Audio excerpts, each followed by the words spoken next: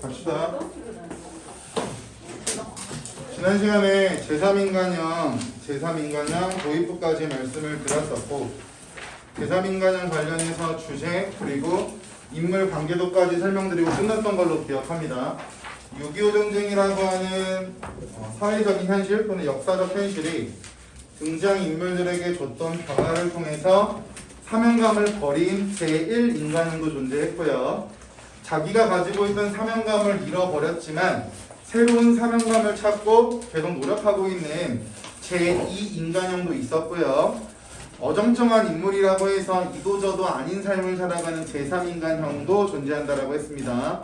세 가지 인물형 기억하시고 본문을 보시면 될 것 같아요. 가겠습니다.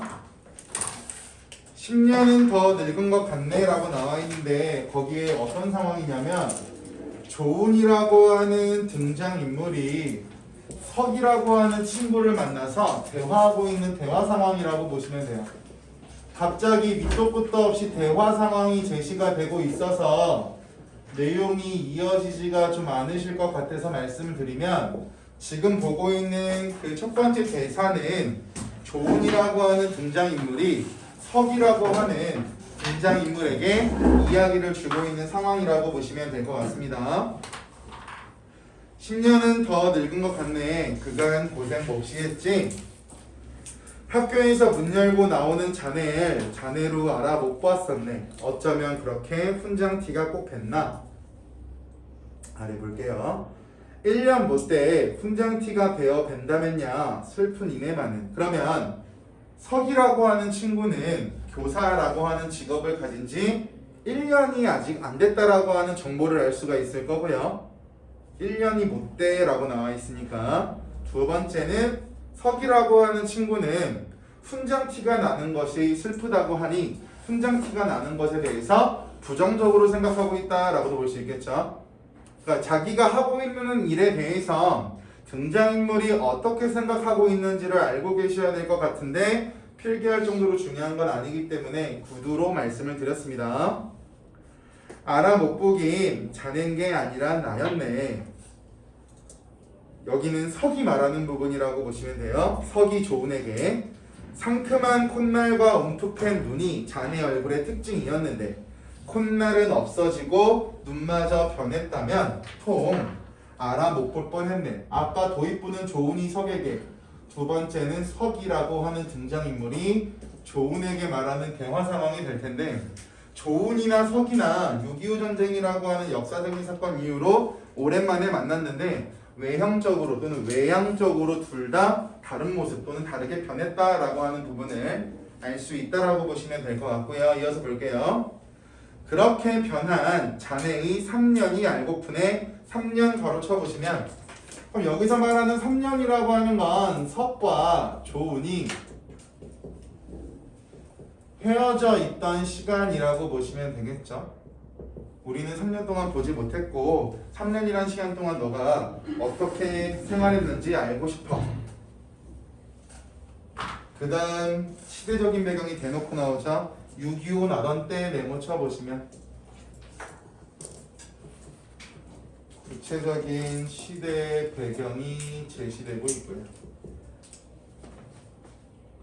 6.25라고 대놓고 나와 있으니까 6.25 나던 때에 신문 사서 갈라진 게 마지막이 아닌가? 그랬던가? 내 얘긴 차차 하고 자네 지낸 일 들어보세요. 그러는데 요리가 들리어 들어왔다. 자 들게. 흰 알잔에 따른 빼주. 빼주라고 하는 건 술 종류 중에 하나입니다. 고량주라고. 중국 술 중에 하나라고 보시면 돼요. 쿡 코를 찌른다. 둘은 함께 들어 조금씩 마시었다. 조은의 젓가락은 해삼 요리에 먼저 갔다. 호르몬제라고 중국 요리를 먹을 때마다 죄 없는 화제거리가 되는 음식이다. 석은 문득 그것을 생각하고 빙그레 웃음을 띠는데 조은은 큰 놈 한 개를 집어 입에 넣고 씹으면서 밑줄 3년 동안 나는 타락했네. 그럼 결국 이 부분은 지금 조은이 하고 있는 조은의 말이 될 텐데 지난 시간에 배웠던 인물관계도 떠올려 보시면 조은이라고 하는 인물은 문학에 대한 사명감을 가지고 있었지만 6.25 전쟁 이후에 사명감을 버리고 경제적인 가치를 추구하는 인물로 바뀐다라고 했죠. 여기서 말하는 조은이라고 하는 사람이 말하는 것을 바탕으로 본다면 나는 타락했어. 즉 문학에 대한 사명감 또는 추구하는 것을 포기했죠. 그리고 나서 조은이라고 하는 사람은 6.25 전쟁을 기점으로 세속적 가치, 같은 말, 경제적 가치를 추구하며 사는 인물이 조은이었습니다. 그래서 조은이라고 하는 인물이 제1인간형이다 라고 말하면서 사명감을 버리고 세속적인 가치를 추구한다라고 해서 부정적으로 그려지는 인물이다 라고 지난 시간에 설명을 하고 끝났던 걸로 기억을 하고요. 이어서 보겠습니다. 타락이라니, 난 자네의 세계가, 여기서 말하는 세계 가로쳐 보시면 석의 입장에서는 조은이 3년 동안 어떤 선택을 했는지 모르니까 과거의 생각을 하고 있겠죠. 따라서 여기는 작품 세계 또는 문학 세계가 되겠죠. 나는 너의 작품 세계가 또는 문학 세계가 넓어지고 커졌으리라 기대하고 있는 판인데, 내가 알던 3년 전에 너는 문학에 대한 추천한 사명감을 가지고 있었잖아. 그러니까 3년이라는 시간 동안 너는 더 문학에 대해서 잘 알고 있었겠지. 문학에 대한 머릿속에 있는 지식이나 배경이 풍부해지지 않았을까? 라고 석은 생각하고 있었답니다. 조은은 왜 가로쳐 볼까요? 얼굴에 또 복잡한 표정이 서리더니 가로쳐 보시면 내적 갈등이죠. 내적 갈등을 이렇게 말해도 맞는 말이야. 심리적 갈등. 내적 갈등이나 심리적 갈등이나 같은 말이니까 연결해서 알고 계시면 될 것 같고요. 잔에 술을 부어서 먼저 들이마시고 빈잔을 석에게 건넸다. 잔은 왔다 갔다 하였다. 석은 얼굴이 화끈해지면서 건하에 간다. 한 달 만에 접구하는 것이라 좋은 안주의 술맛을 한결 돋우었다. 말하기 꼭 좋았다. 나는 앞에 가로 열어보실까요? 조은이 말할 거예요. 나는 이를테면 넓은 데서 좁은 구멍으로 기어 들어가 옴짝달싹 못하고 기진맥진하고 있는 터 가로 닫아보시면 이 부분은 석이 말하고 있는 부분인데 석은 제1인간형도 아니고 제2인간형도 아니고 제3인간형이라고 했죠. 그럼 결국 이 석이라고 하는 사람은 생계를 위해서 문학과 예술에 대한 추구에 대해서 망설이고 있는 인물 유형이 석이었죠. 어정쩡한 인물. 근데 어떤 사람은 문학과 예술에 대한 추구를 포기했다라고도 설명하시는 분이 계세요. 그리고 생계유지와 문학 또는 예술에 대한 추구 사이에서 어정쩡하게 망설이고 있다라고 하시는 분도 계시고요. 이 부분 수업할 때 학교에서 망설이고 있다를 쓰는지 포기하고 있다를 쓰는지는 듣고 오셔야 되는 부분. 이어서 하겠습니다. 자네야 넓은 세계에서 활활 날아다니는 셈 아닌가. 작품 세계가 커지고 힘차리라고 오늘 자네를 대할 때부터 그런 기대를 가지고 있었네. 작품? 그래. 잠깐 머리를 푹 숙이고 있다가 조은은 갑자기 일어나더니 버섯 못에 걸어놓았던 외투 안주머니에서 종이에 싼 것을 끄집어냈다. 종이에 싼 것 가로쳐 보시면 뒤에 가면 종이에 싼 것에 대해서 구체적으로 나오겠지만 이 종이에 싼 것엔 뭐가 있냐면 편지와 검정 넥타이라고 하는 소재가 들어가 있는데 편지와 검정 넥타이가 후반부에서 중요한 역할을 하기 때문에 여기서는 좀 알고 계셔야 됩니다. 조은의 상황을 짐작하게 하는 소재 역할도 할 거고요. 작품상 중요한 메시지를 전달할 테니까 이어서 볼게요. 끄집어냈다. 이걸 보게. 내미는 종이꾸러미를 펴보고 석은 어리둥절하지 않을 수 없었다. 거기에는 새 것인 검정 넥타이 위에 흰 봉투가 놓여 있는 것이 나타났다. 봉투에는 조은 선생님이라고 틀림없는 여자의 글씨가. 여자 동그라미 쳐보시면요. 마지막 등장인물 누가 나오냐면요. 미라고 보시면 돼요. 지난 시간에 인물관계도 조은, 미, 석 3명 말씀드렸죠. 여기서의 여자는 미라고 보시면 됩니다. 글씨가 단정하게 씌어 있었다. 어안이 벙벙히 앉았는 석에게. 그럼 석이라고 하는 등장인물이 어안이 벙벙하다라고 하는 건 상황을 이해하지 못한다라고 보시면 되겠죠. 이게 무슨 일이래? 이런 의미가 될 겁니다. 상황을 이해하지 못하고 있는 석에게 조은은 편지를 집어 알맹이를 내어주었다. 읽어보게. 읽어도 괜찮은가? 읽게. 펴보니 간단한 문면이었다. 문면이라고 하는 건 대강의 내용이라고 보시면 됩니다. 대강의 내용. 현대소설에서 어휘가 또 한 번 나올 수 있으니까 오랜만에 혹시 몰라 말씀드립니다. 대강의 내용. 지금부터 나오는 말은 편지 내용이 되겠죠. 갈게요. 선생님 호의는 호의 가로쳐 볼까요? 조은이 미라고 하는 여성에게 호의를 베푸는데 어떤 호의를 베푸냐면 다방을 차려주겠다는 제안. 내가 너를 위해서 다방을 차려줄게 라고 조은이 제안을 했었습니다. 근데 우리가 알고 있는 인물관계조상 미인은 새로운 사명감을 찾고 새로운 사명감에 대해서 적극적으로 맞서 싸우는 인물이라고 했죠. 그럼 당연히 그 정보를 가지고 본다면 조은의 저러한 제안을 거절할 겁니다. 그 내용이 나올 거고요. 볼게요. 뼈에 사무치 오나 제가 취할 길은 이미 작정되었습니다. 그 사이 저는 선생님 여기 동그라미 쳐볼까요? 간호장교 시험. 그럼 여기서 말하는 간호장교 시험이라고 하는 건 6.25 전쟁 이후에 미의 새로운 사명감을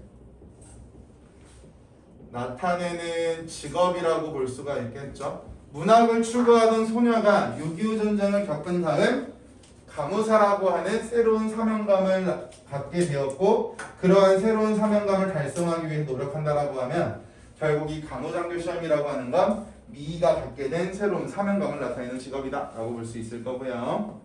그래서 제2 인간형이라고 했죠. 사명감을 포기하는 거에서 끝나는 것이 아니라 새로운 사명감을 찾고 시대에 적극적으로 맞서는 인물 유형이다. 시험은 월요일 대구에서 치르나 준비 때문에 지금 떠납니다. 그때 그 넥타이는 집과 함께 재가 되었습니다. 그럼 재가 되었다라고 하는 건 불에 탔다라고 하는 게 될 거고요. 전쟁으로 인해서 넥타이가 소실되었다라고 보시면 되겠죠. 내용을 추측해 보시면요. 이것은 그 대신입니다. 그럼 앞에 나왔던 검정 넥타이는 떠나는 미희가 조은에게 준 선물이라고 보시면 될 것 같고요. 이어서 보겠습니다. 선생님은 역시 밑줄 검정 넥타이를 매셔야 격에 어울립니다. 밑줄. 여기서 말하는 일단 격이라고 하는 글자에 대해서 먼저 알고 계시면 되는데 그 품격이라고 했을 때 말하는 그 격이거든요. 따라서 여기서 말하는 격은 작가로서의 조은의 모습 또는 면모라고 보시면 되고요. 문학작품 하는 사람들은 좀 깔끔하게 정장 스타일을 입거나 아니면 한복 같은 거 입거나 이렇게 고정화되어 있는 패션을 추구하죠. 그래서 조은이 문학을 추구할 때 검정 넥타이를 메고 다녔었나 봐요. 그 모습을 보니 조은 선생님은 검정 넥타이를 매셔야 격이 삽니다 라고 말하고 있는 거고 결국 여기서 말하는 검정 넥타이가 가지고 있는 의미는 작가로서의 품격이라고 보시면 돼요. 또는 모습 또는 면모. 검정 넥타이는 조은이라고 하는 제1인간형이 6.25 전쟁으로 인해 타락하기 전 가지고 있었던 작가로서의 품격, 작가로서의 모습, 작가로서의 면모. 그럼 결국 이 편지를 통해서 미인은 자신의 마음과 자신의 사명감을 표현하고 있는 거고 어떻게 보면 조은에게 무언가 메시지를 던지고 있다라고도 볼 수가 있겠죠. 뒷내용 볼게요. 이건 석이 말하는 거죠. 석은 그 미인가? 하고 가볍게 놀라면서 물었다. 그럼 석이라고 하는 인물도 미라고 하는 등장인물을 알고 있었다라고 말하면 맞는 말이 되겠죠. 그렇네. 미인은 조은을 따라다니던 석도 잘 아는 문학소녀였다. 여기까지 지난 시간에 봤던 인물관계도 중략부분 줄거리. 미인은 부유한 집안에서 자란 명랑한 문학소녀였지만 전쟁 중 집안이 몰락하니까 부산으로 피란을 와서 취직자리를 구하던 중 우연히 조은을 만나게 된다. 조은은 미희의 딱한 사정을 듣고 그녀를 도울 방법을 궁리해본다. 여기서 말하는 그녀를 도울 방법이라고 하는 건 다방차로 실계가 되겠죠. 하지만 미인이 그걸 거절한 거고요. 나는 앞에다가 가로 열어보시면 여기는 크게 정리를 이따가 뒤에서 할 거고 일단 여기 나와 있는 나라고 하는 사람을 누구라고 보시면 되냐면 조은이요. 일단 서술자부터 어떤 사람이 나오는지 정해드리고 그 이후에 좀 말씀드릴게요. 나는 다방을 하나 차려줄 것에 생각이 미치었네. 다방을 하나 차려줄 것 같은 말 미를 돕는 방법이 되겠죠. 앞에서 봤던 거야. 미가 다방을 차려주겠다는 제안을 거절했기 때문에 조은이 생각하는 미를 도와주는 방법은 다방 차려주기가 되겠죠. 카페 차려주기. 이것이면 내 힘으로 자금 유통도 되고 미의 명랑성도 센스도 살릴 수 있고 수익면도 문제가 없다고 생각했네. 한 문장 읽었는데 지금 읽고 있는 부분은 마치 조은이 석에게 이야기하는 것 같은 느낌을 주고 있을 거야. 끝까지 읽어볼게요. 이 계획을 말했더니 처음에는 그럴싸하게 듣고 얼굴에 희망이 돌그레한 홍조까지 떠올리던 미이였으나 다음날 밑줄 5일간의 생각할 여유, 신중한 고민이 되겠죠. 미라고 하는 인물 유형은 어떠한 일을 결정할 때 성급하게 결정하지 않고 누군가가 자기를 위해 어떤 것을 제안했을 때 굉장히 신중한 고민을 하는 인물 유형이다 라고 말하면 지금 방금 봤던 부분으로 맞는 말이 되겠죠. 더는 생각할 여지도 일일터인데 망설이는 것이 수상쩍었으나 그러마하고 나는 동화극장 옆 마침 물러주겠다는 다방 하나를 넘겨받기로 이야기가 다 되었다네. 그 닷새 되는 날이 오늘이고 정한 시각에 연락 장소인 다방에 갔더니 레지가 내민 것이 종이꾸러미였네. 여기 밑줄 펴보고 놀라지 않을 수 없었네 같은 말 예상하지 못한 상황이 되겠죠. 예상하지 못한 상황이 나왔기 때문에 조우는 놀랐을 거야. 예상했던 상황이라면 놀라지 않았을 거고요. 그럼 이제 그 이유가 뒤에 나올 겁니다. 내가 왜 놀랐는지. 밑줄 다른 길과 달라 간호장교이고 보니 생활 방편을 위한 것이 아님이 대뜸 짐작이 갖고 밑줄 쳐보시면 지금 미가 간호장교를 선택한 것은 방금 읽었던 부분에 나와 있던 것처럼 생활 방편, 즉 생활을 위해서가 아니라 사명감을 위한 직업 선택이었다라고 하는 것을 우리가 알 수가 있겠죠. 미가 간호장교를 선택한 이유는 생활을 유지하기 위한 생활 방편이 아니라 사명감을 위한 직업 선택이었다. 그래서 미가 제2 인물형이 될 거고 이어서 볼게요. 더운 날 뒤통수를 때린 것이 검정 넥타이였네. 그러면 미가 첫날 다방에서 사명을 운운했던 것은 그 길을 말함이던가? 길 가로쳐 보시면 미가 말하던 그 길이라고 하는 건 간호장교로서의 길이 되겠죠. 사명감을 추구하기 위한 간호장교로서의 길을 말함이던가? 라고 해석하시면 될 것 같고요. 이어서 보겠습니다. 나는 앞에 나는부터 밑줄 칠 거야. 나는 부끄럽기 짝이 없었네. 검정 넥타이를 들고 나는 비로소 3년 동안 내가 정신적으로 타락의 길을 걷고 있었다는 것을 뼈아프게 느끼었네. 밑줄 쳐보시면 결국 지금 조은이라고 하는 인물은 미라고 하는 사람을 통해서 지난 3년의 삶을 반성하고 있습니다. 누구 때문에? 미라고 하는 인물 때문에. 6.25 전쟁 이후에 조은이라고 하는 사람은 생계 유지를 위해서 사명감을 버렸지만 미라고 하는 인물은 6.25 전쟁을 동일하게 겪었음에도 불구하고 새로운 사명감을 찾아서 지키고 있는 사람이 되겠죠. 그럼 이러한 자기와는 다른 사람을 보고 조은은 지난 3년의 삶을 반성하고 있고요. 결국 자신의 속물적인 삶에 대한 부끄러움을 느끼고 있다라고 말하면 맞는 문장이 되겠죠. 사명감을 버리고 예술적 가치를 다 버리고 경제적 가치 또는 세속적 가치만 추구하는 자신의 속물적인 삶에 대한 부끄러움.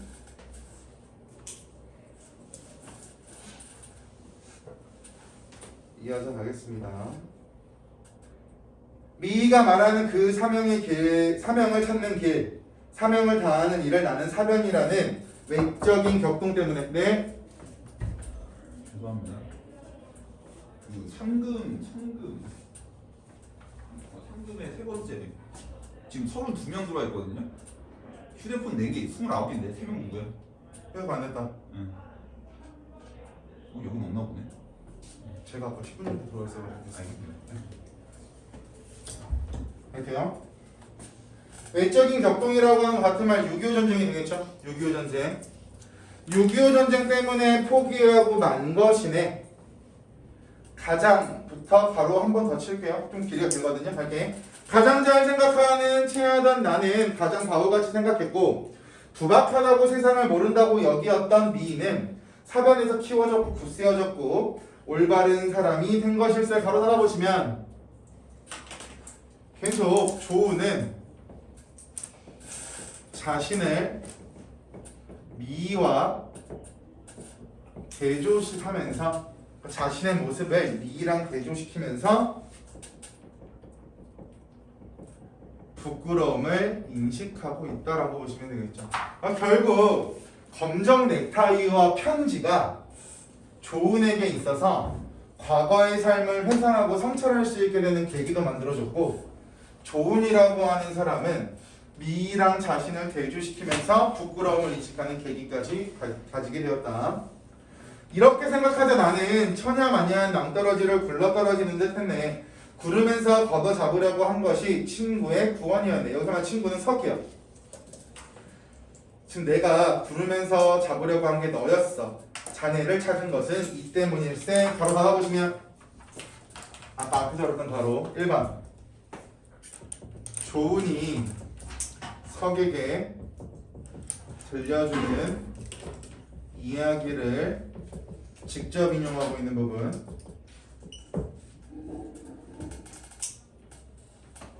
2번 조은이 석을 5가지 적을까요? 이 부분이 굉장히 많이 나오는 부분이라 찾아온 이유를 알 수 있는 부분 조은이 석을 찾아온 이유를 알 수 있는 부분 3번째 조은과 미의 이를 알 수 있는 부분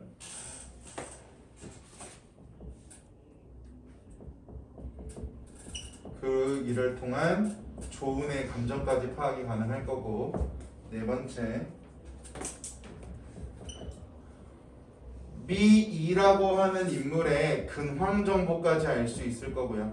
지금 미이가 어디서 뭐해라고 석이 굳이 물어볼 필요는 없겠죠. 마지막 5번째 필기가 중구난방이에요. 죄송합니다. 일단 겉으로 드러나는 표면상으로는 서술자 나라고 말하는 조은으로 바뀌는 시점의 변화가 나타난다라고 말해도 맞는 문장이 되겠죠. 그래서 1, 2, 3, 4번 같은 경우에는요 내용적인 측면이고요 5번 같은 경우에는 서술자 관련된 표현 또는 형식과 관련된 부분이라 1, 2, 3, 4번은 내용일치적인 문제가 나왔을 때 문제에서 뭐 조은이 석이를 찾아온 이유가 무엇인가라고 물어본다면 지금 가로 열고 가로 닫은 부분을 집중적으로 분석하시면 되고 특이하게 지난 시간에 봤던 떡처럼 서술자가 표면상 바뀌는 부분이 존재합니다. 그래서 서술자가 바뀐다라고 하는 게 소설에서는 굉장히 독특하고 중요한 부분이기 때문에 5가지에 대해서 일목요연하게 정리가 한번 필요할 것 같아서 말씀드렸습니다. 이어서 갈게요. 조은의 긴 이야기를 듣고 난 석은 다시 3인칭으로 바뀌죠. 석은 여기 올 때까지 그렇게 호기심을 끌었고 기대의 대상이 되었던 그에게는 그는 조은이죠. 그는 조은에게는 이제 아무런 흥미도 가지지 않았다. 더욱이 그의 고민 같은 것은 문제도 아니었다.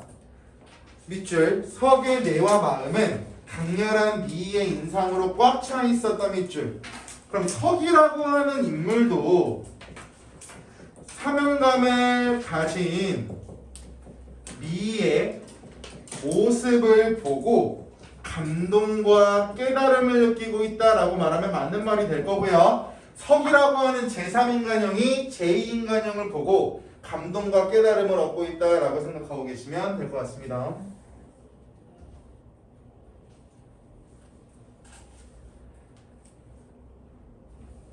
효빈아 오늘 시 없어? 이거 33일? 오케이. 그리고 미희가 조은의 마음에 던져준 충격 이상의 충격을 석도 받지 않을 수 없었다. 안주가 좋아서만이 아니었다. 강렬한 배갈도 석을 취하게 하지 못했다.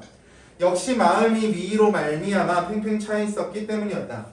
조은의 차로 집에 돌아와서도 석은 큰 소리로 탕탕 치거나 울거나 하지 않았대. 그러면 이전과는 다른 모습을 보이고 있으니까 조금은 진지해지고 있는 석의 모습을 파악할 수 있다라고 말하면 맞는 말이 되겠죠?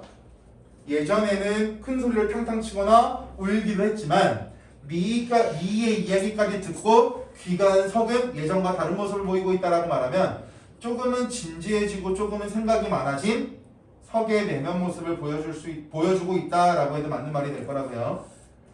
얌전하게 자리에 들어가 가족들을 들볶지도 않았다. 엄숙한 태도의 가족들은 또 술을 먹었다고 잔소리를 할 수 없었다. 자리에 들어누워 그는 생각하였다. 조은의 말대로 밑줄 조은은 사변의 압력으로 그의 사명을 포기. 같은 말 제1인간형. 사변이라고 하는 건 6.25 전쟁이죠. 조은은 6.25 전쟁의 압력으로 그의 사명을 포기했다. 같은 말 제1인간형. 사변을 통해 즉 6.25 전쟁을 통해서 밑줄 미인은 용감하게 시대적 요구에 응할 수 있는 사람 제2인간형이 되겠죠. 지난 시간에 인물관계도 하면서 정리했던 거 연결 지어드리고 있는 겁니다. 미인은 제2인간형으로 변화했다. 여기 밑줄 그러면 나는 자신의 삶에 대한 석의 성찰이 되겠죠. 조은은 제1인간형, 미인은 제2인간형, 그럼 나는 이런 생각이 될 거고 눈을 감았다 뜨며 석은 중얼거렸대. 지금부터 이제 제3인간형이라고 하는 메시지가 방금 다음 석의 대사에서 나올 겁니다. 사명을 포기치도 사명을 포기한 건 조은이 되겠죠. 사명을 포기한 건 조은이 될 거야.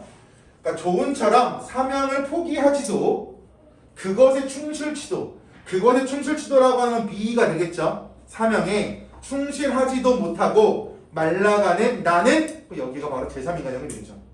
조은처럼 사명을 포기하지도 못하고 미처럼 사명에 충실하지도 못하고 말라가고 있는 나는 그럼 어떤 사람인가? 라고 하는 반성이 될 거고 제3인간형을 알 수 있는 부분이 될 거고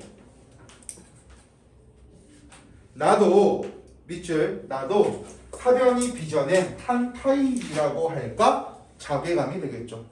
자괴감. 어정쩡한 삶을 살아가고 있는 자신의 모습에 대한 자괴감이 될 겁니다. 자괴감. 그 다음 가겠습니다. 똑같이 6.25 전쟁이 배경으로 하고 있는 비 오는 날. 근데 이거 비 오는 날은 아마 천재 녹육 가서 쓴 학교들은 한 번쯤 봤을 거예요. 6.25 전쟁이라고 하는 게 마찬가지 사람들에게 영향을 미치기 시작하고요. 6.25 전쟁으로 인한 절망적 현실과 무기력하고 황폐한 인간의 삶에 대해서 표현하고 있는 작품이 송창섭의 비 오는 날이라고 보시면 돼요.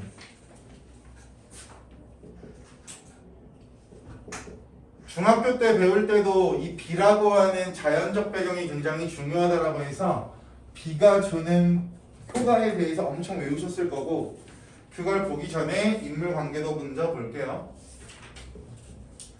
동욱과 동옥 원구 동욱이 나오고요. 동옥이 나오고요. 원구가 나옵니다. 욱과 옥 한 글자의 차이도 달라질 수 있는데 일단 동욱은 정신적으로 불구해요. 즉 6.25 전쟁이라고 하는 사변 때문에 정신적으로 힘들어하는 사람이 동욱이고요. 동옥은요.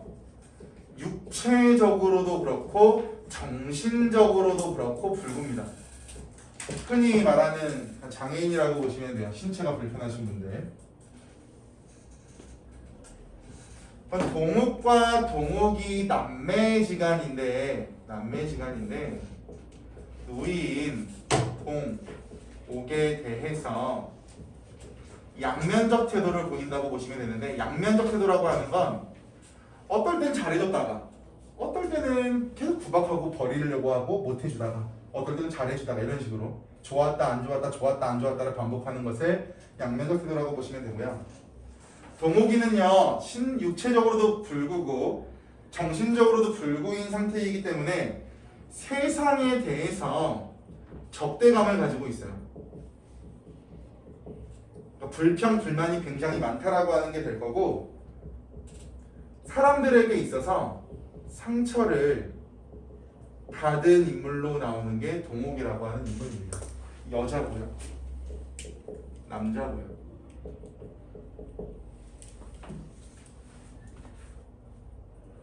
원구라고 하는 사람은 어디 동떨어져 있는 사람 같은데, 이 원구라고 하는 사람은 남매를 관찰하면서 그들에게 연민의 감정을 느끼는 게 원구입니다. 그래서 서술자의 역할을 원구가 할 거예요. 서술자의 역할을 원구가 할 거예요. 그렇지만 이 원구도 전쟁으로 인한 피해자는 맞습니다. 그러니까 전쟁이 일어나면 어느 누구도 괜찮은 사람이 없을 거야. 다 힘든 삶을 살아가겠죠.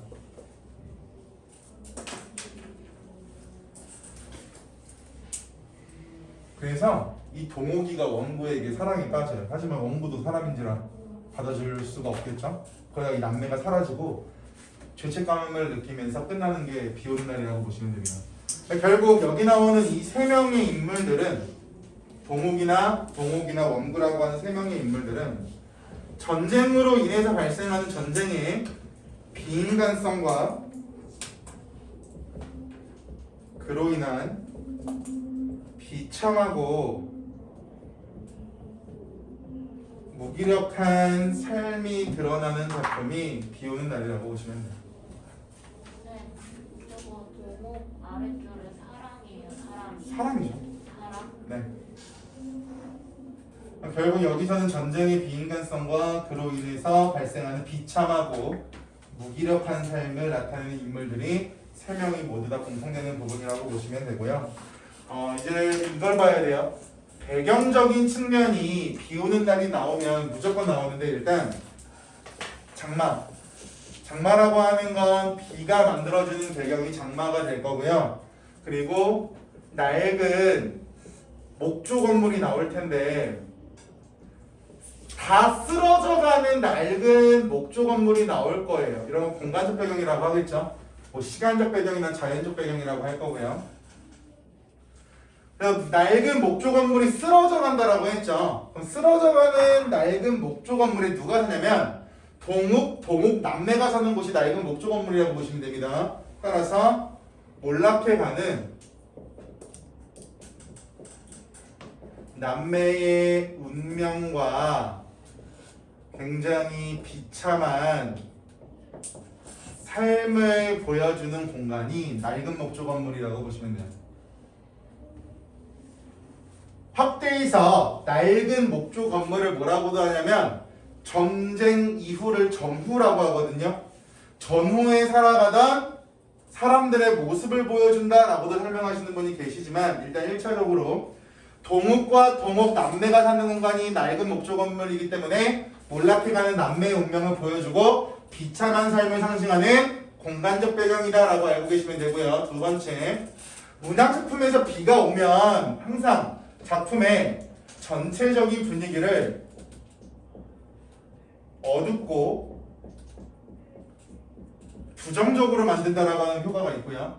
문학작품에서 비가 내리고 작품 전체적인 분위기가 어두워지면 비라고 하는 배경적인 역할을 하는 소재의 효과를 물어보니까 알고 계시면 되고요. 2번. 네.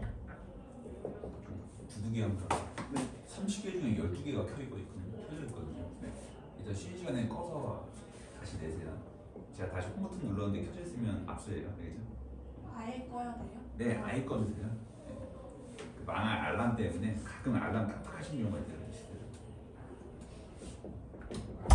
인물의 정서나 심리를 암시하는 경우도 있고요.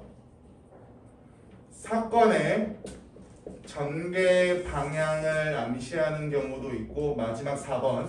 그러니까 시험 문제에 나오는 키워드들로만 말씀드린 거고요. 세부적인 내용들은 본문 보면서 보면 되기 때문에 말씀을 드립니다. 네 번째, 시대 상황을 상징한다. 그래서 비 오는 날이라고 하는 작품에서 자연적 배경과 공간적 배경이 인물들에게 주는 역할과 기능이라고 하는 측면에서는 매번 나오는 문제고, 센스 있어? 낡은 목조 건물이라고 하는 게 동욱 남매를 상징한다라고 하는 부분 때문에 여러분들이 꼭 알고 계셔야 되는 부분이고요. 확대해서 해석한다면 전쟁이라고 하는 전후 를 살아가는 모든 우리나라 국민들을 의미하는 낡은 목조 건물이 될 수도 있다. 확대해서 해석한다면 개인이 아니라. 잠깐 쉬었다가 하겠습니다.